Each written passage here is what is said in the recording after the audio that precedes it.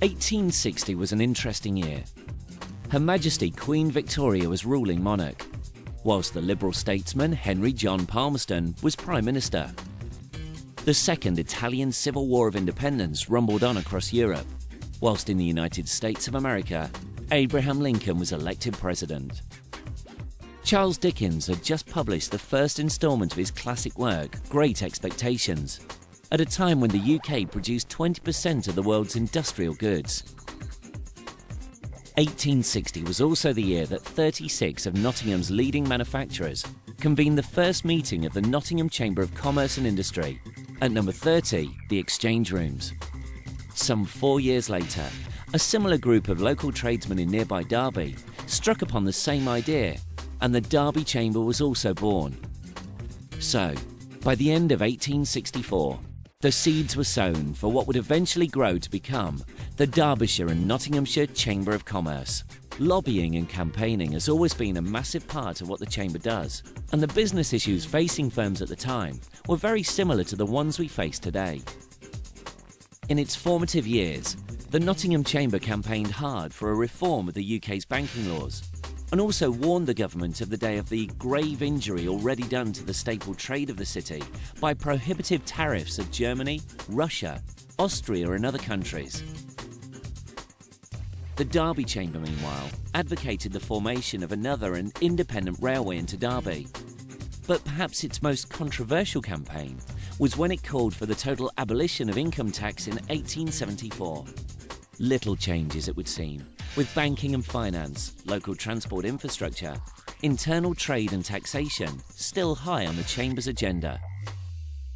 As the country emerged from the wreckage of the Second World War, the chambers in both counties continued to help drive business forward.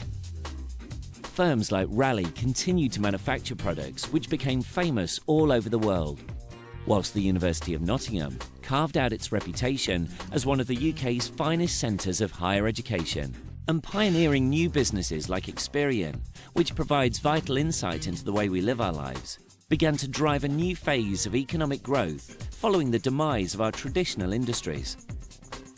The two cities and counties which the Chamber represents are the economic powerhouse of the East Midlands. Both are manufacturing hotbeds that lead in many fields of business and enjoy a shared heritage in the mining, textiles and aerospace industries. Both also boast an impressive number of world-class service providers and high street brands that have long been household names.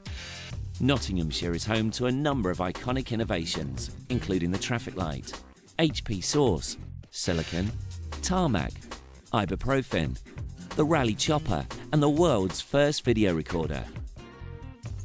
Meanwhile, the famous inventions that Derbyshire can lay claim to include the world's first factory, the historic silk mill, the jet engine, the hot dog, and, more recently, computer game and movie heroine Lara Croft. By the late 80s and early 90s, both organisations had long since branched out from their modest roots to encompass the whole of each county. And in 2006, following months of intense speculation and negotiation, the two chambers finally merged to become the Derbyshire and Nottinghamshire Chamber of Commerce. And so to the future.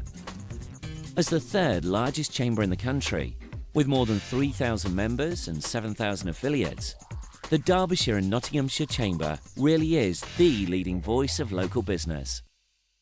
And the Chamber firmly believes that both Nottinghamshire and Derbyshire are well placed to reap the benefits and drive the economy forward, thanks to a proliferation of superb businesses across all sectors, whose products and services are respected and sought after around the world. Nobody knows what the future holds, but the Derbyshire and Nottinghamshire Chamber of Commerce will be at the very forefront of supporting local businesses. Tonight, we celebrate a century and a half of business success. Here's looking forward to the next 150 years.